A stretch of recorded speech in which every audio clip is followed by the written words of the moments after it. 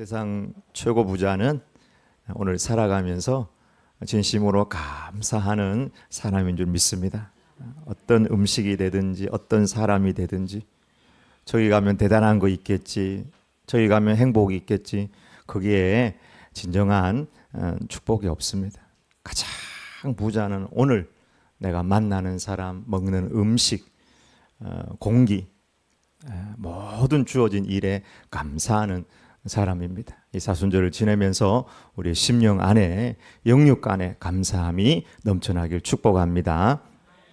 올림픽 경기 중에 승마라는 경기가 있습니다. 이 승마에도 장애물 경기가 있고 마장 마술 경기가 있고, 이제 승마 경기를 보면은 정말 말하고 사람하고 마음이 딱 맞아가지고 그렇게 경기를 하는 것 같아요. 높은 장애물도 뛰어넘고 낮은 장애물도 뛰어넘고 앞으로 가기도 하고 옆으로 가기도 하고 춤을 추듯 그렇게 묘기를 부리는 저 경기를 보면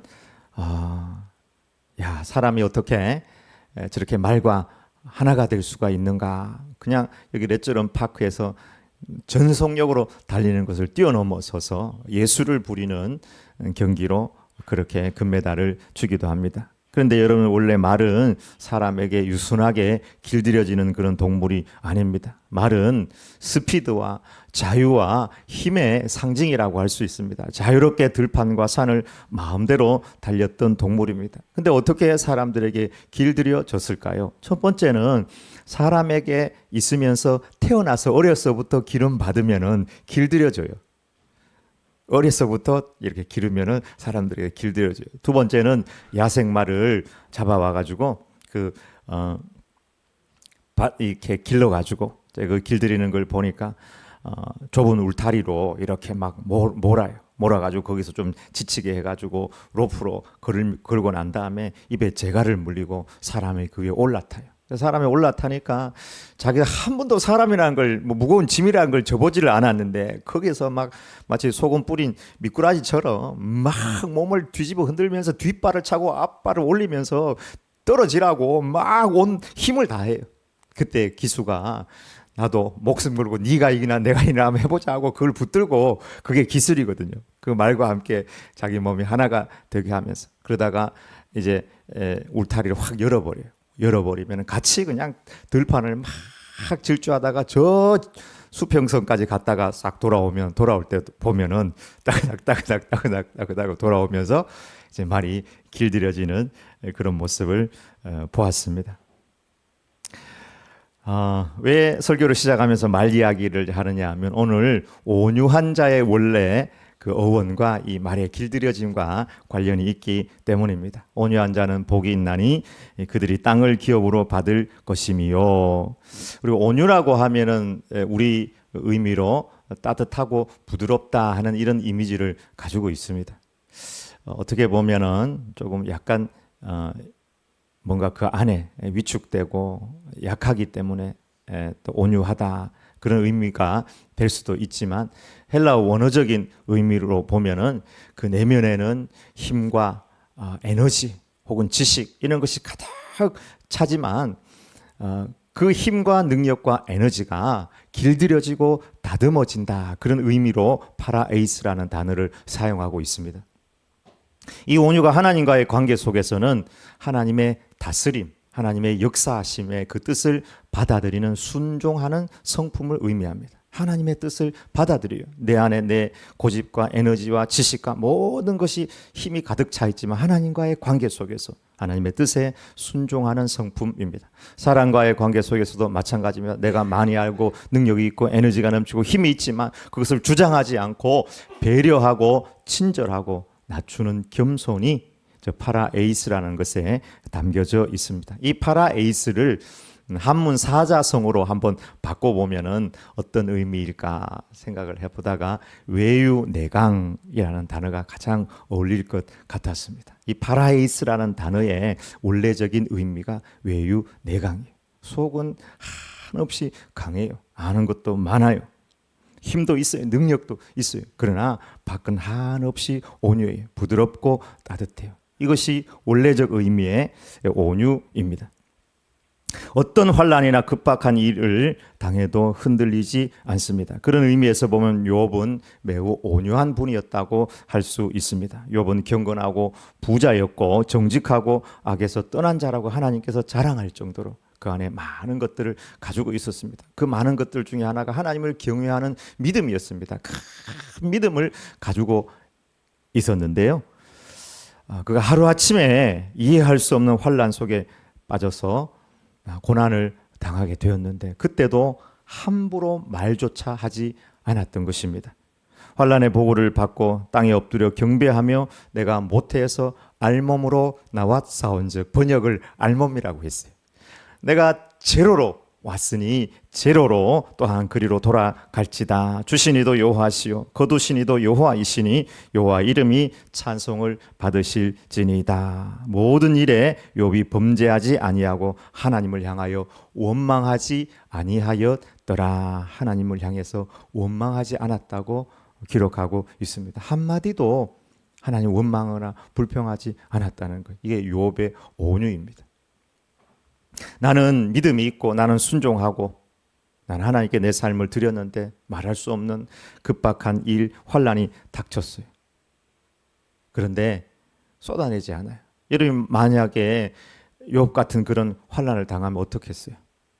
바로 저도 보니까 바로 그냥 하나님 왜 이랍니까 하면서 바로 나오더라고요.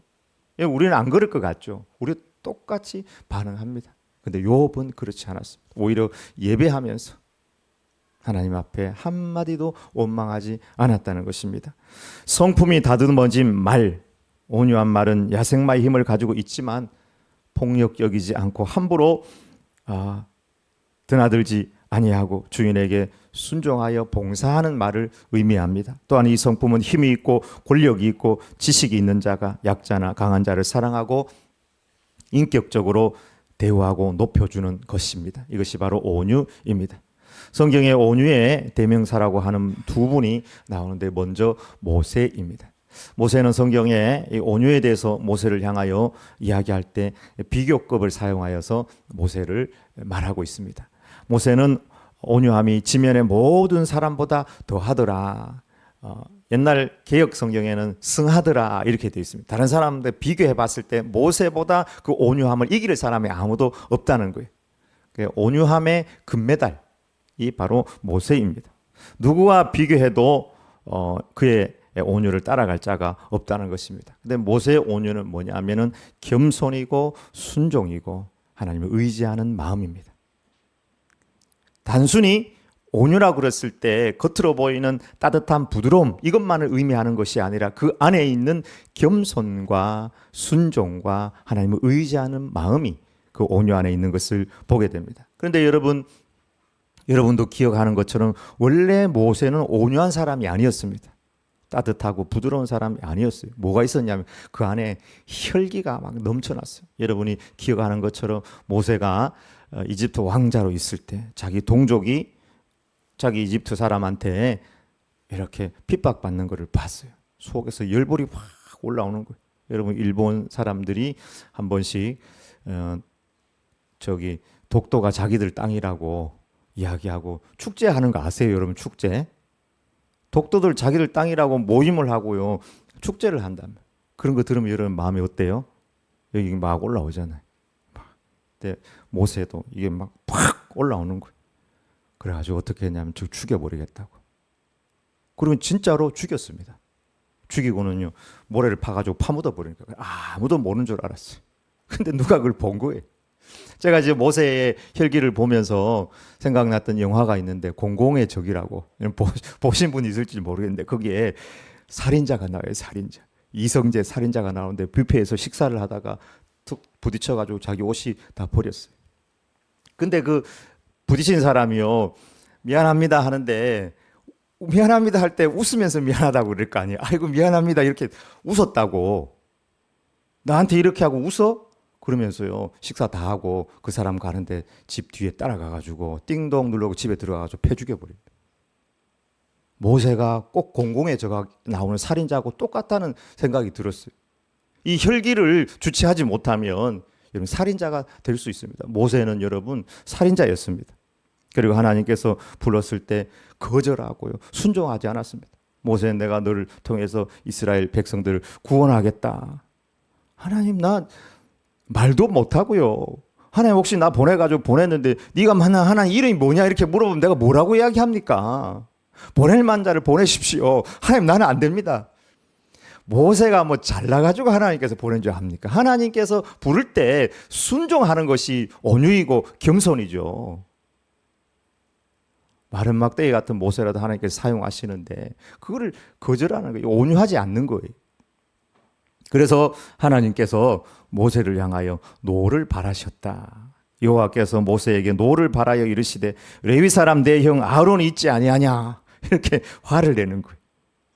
그러니까 모세는 하나님께서 화를 나게 할 만큼 뺀질뺀질하고 온유한 사람이 아니었습니다. 안에 혈기가 있고 거절하고 자기 마음대로 산 인생이었습니다.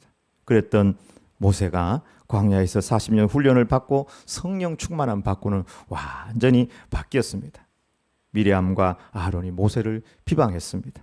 백성 전체가 일어나서 불평을 했고 고라당이 일어나가지고 모세를 막 몰아내려고 할 때도 모세가 옛날 같았으면은 여기서 올라와요. 옛날 같았어요. 고라, 니 좋다. 오늘 밤에 한번 보자. 밤길 조심해라. 그리고 때려가지고 파묻어 버릴 그런 사람이었습니다. 근데요, 그때 모세가 어떻게 합니까? 하나님 앞에 엎드리매, 하나님 앞에 나아가는, 하나님, 이 백성 다 쓸어버리고 모세 네 나라를 만들겠다. 하나님 왜 이러십니까? 하면서 하나님 앞에 엎드리는 그런 온유의 사람이 되었던 것입니다. 여러분, 나무가 제목이 되려면 어떻게 해야 할까요? 여러분, 저기 있는 밖에 있는 나무 배 가지고 집에 가서 기둥으로 쓰면 되겠습니까? 아니죠. 수분과 진을 다 빼고 충분히 마르고 난 다음에 제목으로 쓸 수 있는 것입니다. 그래서 좋은 나무들은 모양도 좋아야 되지만 그 안에 충분히 진이 빠져야지 훌륭한 제목이 될 수 있습니다. 시궁창에 처박아 놓든지 어디 넣어가지고 찌든지 바닷가에 뭐 하여튼 처박아 놓든지 그 안에 수분과 진을 다 빼고 난 다음에 이제 목수에게 가서 제목이 되죠. 요즘에는 보니까 어떻게 제목이 되느냐 보니까 완전 갈아가지고 말려가지고 고압으로 압축을 해가지고 합성목을 만들어가지고요. 그렇게 제목을 만들라고 쓰더라고요. 만약에 진이 빠지지 않은 나무로 기둥을 만들고 보호를 만들면 어떻게 되겠습니까? 이내 한 해 두 해 지나면서 수분이 빠지고 진이 빠지면서 뒤틀려 버려요. 그런 걸로 고층 건물을 만들어 놨다가는 큰일 나죠. 하나님도 모세라는 사람을 만들기 위해서 40년 미디안 광야에서 목동으로 살게 하시면서 훈련을 받게 하셨습니다. 두 번째 대표적인 온유의 사람은 예수님입니다. 마태복음 11장 29절에 나는 마음이 온유하고 겸손하니라고 말씀하셨습니다. 온유는 단순히 부드러운 성품만을 의미하지 않고 다듬어지고 절제되어진 힘, 하나님의 다스림을 받는 마음이라고 하였습니다. 그런 의미에서 예수님은 온유의 대명사라고 할 수 있습니다. 하나님이신 예수님께서 이 세상에 순종하셔서 인카네이션 하셨고 사셨고 순종하셨고 십자가의 길까지 가시는데 아버지 내 뜻대로 마시고 아버지 뜻이 나에게 이루어지기를 원하나이다. 딱 위험이 닥칠 때 베드로는 칼을 딱 뽑아가지고 말고의 귀를 팍 잘라버리잖아요. 용기가 대단한 사람이다 이렇게 이야기할 수 있지만 예수님은 이 칼을 다시 주어서 칼집에 꽂으라. 칼로 일었으면 칼로 망한다. 반드시 혈기로 칼로 일어선 자는 칼로 망하게 되어 있습니다. 저희 러시아가 저렇게 우크라이나를 지금 어느 정도 완전 승리하고 이기게 됐지만 오랜 역사를 나중에 한번 보십시오. 그 역사라는 것은 결코 그 피라는 것은 그 땅에서 지워지지 않습니다. 그 땅이 그것을 기억하고 있다가 반드시 갚아주게 되어 있습니다. 여러분, 혈기 부리고 전쟁하고 했다고 해서 그 땅이 그들의 되는 것이 결코 아닙니다. 잠시 차지하고 있을 뿐입니다. 예수님은 하나님의 능력을 칼집에 꽂으시고 하나님 아버지 앞에 순종하셨습니다. 충분히 십자가 없이도 행복한 삶을 살 수 있음에도 불구하고 하나님의 다스림을 받으며 아버지의 뜻이 나에게 이루어지기를 원하나이다. 그리고 십자가의 길을 가셨습니다. 또 현장에서 가늠하다 잡힌 여인을 죽이기 위해서 많은 사람들이 돌을 들고 서 있을 때 돌 들고 서 있는 사람 밉잖아요. 우리 항상 이렇게 PR을 구별하잖아요. 가늠한 여인은 그래도 약자고 이 사람 편 들어줘야지 하고 이제 주변에 둘러 있는 사람이 저놈들 돌멩이 들고 서 있네. 근데 예수님께서 하신 말씀을 보면 그 사람들도 미워한 마음이 아니에요. 누구든지 죄 없는 자가 먼저 돌로 치라. 이 말씀은 너희들 스스로를 돌아보아라 하면서 스스로를 돌아보게 하는 질문을 한 것입니다. 그 여인 또한 용서해 주며 그 주변에 서 있던 사람들 또한 자신들을 돌아보게 함으로 말미암아 구원의 길로 인도하기를 원했던 것입니다. 온유한 사람은 정죄하는 대신에 회복의 길을 제시하는 사람입니다. 이것이 바로 예수님의 온유입니다. 모세와 온유, 예수님의 경우에 이 온유를 시험했던 것을 다르게 표현해 보자면 그것은 찌름입니다. 푹찌름.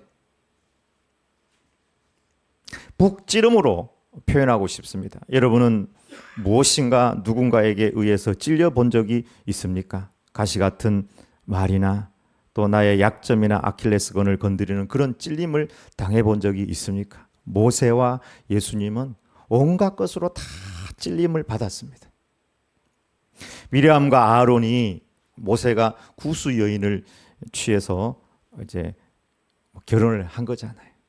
근데 미리암과 아론이 가장 가까운 사람이 찔렀어요.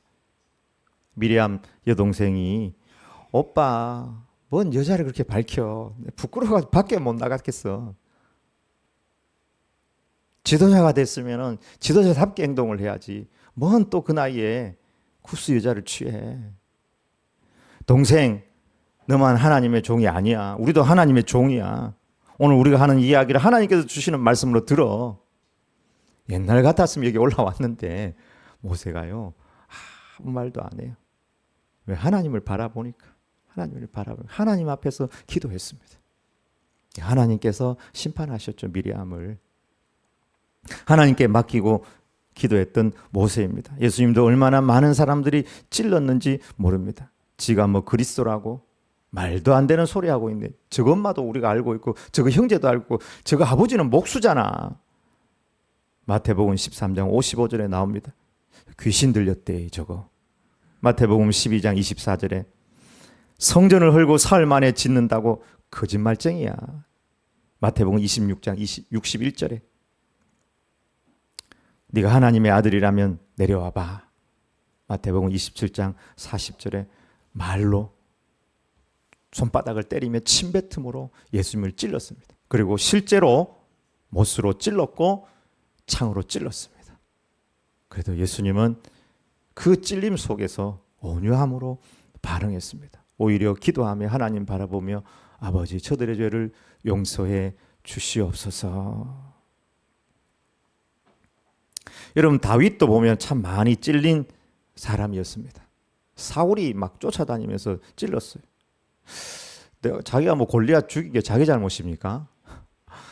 그 좋은 일 하고는 오해를 사는 말 때문에 사울이 얼마나 죽이려고 했습니까? 반역했다고 점점 침소봉대하여서 반역했다고 공격하였습니다. 그리고 그 사울 시대의 실세였던 시므이가 압살롬이 반역해서 다윗이 피난 갈 그때 쫓아오면서 막 흙을 막 짓뿌리면서 이 반역한 자여, 이 비루한 자여, 하나님께서 이 모든 거 너희한테 갚는 거다. 네 자식 통해서 갚는 거다. 이렇게 이야기하면서 공격해야 되는데 거기에 보면 물러가라 막 이렇게 이야기하는데 가거라 이야기하는데 우리말로 다르게 번역하면 꺼지라 자식아 하면서 막 공격하는 거예요. 근데 그때 옆에 신하가 있었잖아요. 딱 명령만 하면 내가 가서 바로 칼로 베버리겠습니다. 명령하십시오. 그러니까 놔둬라. 하나님께서 그러하여금 저 사람을 저주케 했다면은 그거 누가 말리겠느냐. 놔둬라. 하나님께서 그걸 들으시고 나한테 또 은혜를 주시지 누가 알겠느냐 하면서 그 저주하는 자도 그대로 놔두는 것을 보게 됩니다. 여러분 모세와 다윗과 예수님의 공통점이 있다면 많이 찔렸다는 사실입니다. 얼마나 많이 찔렸는지 모릅니다. 근데 이분들은 다 온유한 분들인데요. 반응이 달랐습니다. 어떤 반응을 보였느냐? 그들이 찔림 받았을 때 하나님께 나아가 기도했습니다. 다윗도 여러분 하나님께 나아가 기도했어요. 시편이 온통 그런 거잖아요. 모세도 그 많은 찔림 속에서요. 하나님 앞에 나가 엎드려요. 성경에 여러 차례 나와요. 엎드림에. 두 번째는 찌른 사람을 비난하지 않았습니다. 그들을 놔둬요. 절대 그들을 비난하지 않았습니다.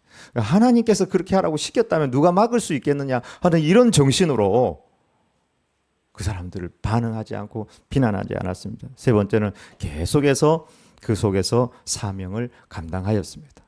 모세도 다윗도 지도력을 행사하고 예수님도 십자가의 길, 그 사명의 길을 갔던 것을 보게 됩니다. 그렇다면 이런 온유가 어디서 왔을까요? 두 가지로 생각할 수가 있습니다. 첫 번째는 훈련되는 부분이 분명 있다고 생각을 합니다. 또한 훈련되는 부분과 함께 저는 하늘로부터 부어지는 온유가 있다고 생각을 해요. 우리 온유의 한계는 우리의 마음은 참 한계가 있어요. 아무리 40년 훈련을 받고 아무리 그렇게 다윗이 훈련을 받아도 그 안에 혈기가 다 없어지지 않네요. 그 마음에 하늘로서 부어지는 십자가의 온유, 사랑의 온유가 부어질 때 우리는 원수라도 품을 줄 믿습니다. 하나님, 우리에게 이 사순절 기간 동안 하늘로서 부어지는 온유의 마음을 부어 주시옵소서. 여러분, 나중에 이 팔복을 다 하면 이 팔복 앞부분에 나오는 부분들이 다 마찬가지인데요. 하늘로서 부어지는 부분이 있어야 합니다. 애통도 내가 애통해야지 눈물이 안 나. 근데 정말 주님께서 부어주시는 애통의 마음이 있을 때 우리 일가 친척 친구 우리 주변에 있는 사람들의 그 영혼을 바라보면서 휘어져 추수하게 된 그 밭을 바라보면서 하늘로 부어지는 애통으로 인하여서 생각만 해도 하늘만 쳐다보아도 내 마음이 찢어지고 아파지는 애통이 부어질 것입니다. 훈련되는 온유는 모세는 광야에서 훈련을 받았고 다윗은 사람과의 끊임없는 갈등 속에서 평생 그렇게 훈련을 받았습니다. 부어지는 온유는 무엇인가? 그것은 십자가의 사랑입니다. 사도 바울도 굉장히 혈기의 사람이었지만 사도 바울도 나중에 굉장히 온유한 사람이 되었잖아요. 그의 고백은 내가 그리스도와 함께 십자가에 못 박혔나니, 주님의 십자가를 경험하고 나는 이제 죽었습니다 하는 마음, 이것이 바로 위로부터 부어지는 온유인 줄 믿습니다. 그래야 우리가 부부라도 서로 진심으로 불쌍히 여기고 사랑하고 자기의 권리를 주장하지 않고 섬길 수 있습니다. 부부 안에도 여러분 많이 갈등할 수 있습니다. 하나님으로서 주님께서 부어주시는 이 온유가 있고 애통이 있을 때 부부라도 행복하고 부모가 자식을 긍휼히 여길 수 있고 사랑할 수 있고 참아낼 수 있고. 제가 금쪽이 그거 한 번씩 보는데 부모 마음은 완전 뒤집어 놓는데 참 저 사람들 대단하다 이런 생각이 드는데 그걸 다 이겨내려면 하나님께서 부어주시는 온유가 있어야 될 줄 믿습니다. 저와 여러분 가운데 이 사순절 기간 동안 위로부터 부어지는 십자가의 온유가 부어지길 주의 이름으로 축원합니다. 두 번째, 땅은 무엇인가? 땅은 다스림의 순종함으로 누리는 영역입니다. 시편 37편 11절인데요. 한번 읽어보도록 하겠습니다. 그러나 온유한 자들은 땅을 차지하며 풍성한 화평으로 즐거워하리로다. 팔복의 내용이 그대로 이제 시편에 나오고 예수님도 이 시편을 가지고 또 팔복 중에 하나를 이렇게 언급했다고 볼 수 있는데요. 이 시편에는 보면 온유한 자는 복이 있나니 그들이 땅을 기업으로 받을 것이며, 이 뒤에 그러니까 한 마디가 더 붙어 있습니다. 풍성한 화평으로 즐거워하리로다. 여러분, 땅이 무엇입니까? 부동산입니까? 부동산 아니라고 이야기할 수도 없겠지만 부동산 아니라고는 확실하게 이야기할 수 있는 것이 온유한 사람 중에 최고 온유한 모세는 가나안 땅에 못 들어갔어요. 땅을 기업으로 받지 못했어요. 온유한 자의 대명사인 예수님은 나는 머리 둘 곳도 없다 이렇게 이야기했거든요. 그런 의미에서 보면 저 땅이라는 것은 우리가 생각하는 것처럼 육신적인 부동산은 아니다 이렇게 생각할 수가 있습니다. 이곳에서의 땅은 하나님의 다스림에 순종하여서 누리는 영역, 그 필드, 사람과의 관계, 우리 사역, 우리의 삶의 현장, 그곳에서 내가 주 성령님께 순종함으로 말미암아 온유함으로 말미암아 누리는 그 모든 것들이 땅이라고 할 수 있을 것입니다. 현재적으로는 모든 관계 속에서 또 사역 속에서 평안과 만족의 땅을 기업으로 받는 것을 의미합니다. 절제하고 겸손하고 순종하면 그 절제하고 겸손하고 순종하는 모든 관계 속에서 누리는 것들이 그들의 기업이 된다고 하는 것입니다. 또 미래적으로는 천국을 기업으로 받는다고 주님은 이 팔복을 통하여서 확실하게 우리에게 말씀하셨습니다. 여러분 인생을 살다 보면 찔릴 때가 있지 않습니까? 그래, 나도 찔렸지. 가시 같은 말과 또 행동과 눈빛으로 그럴 때 십자가의 주님을 바라보면서 또 기도하면서 찌른 그 사람을 비난하지 아니하고 사명 잘 감당함으로 순종하시기를 바랍니다. 그때 거기서 관계의 축복, 사역의 축복, 하나님의 나라가 그 사람들의 것이 될 것이라고 우리에게 말씀하고 있습니다.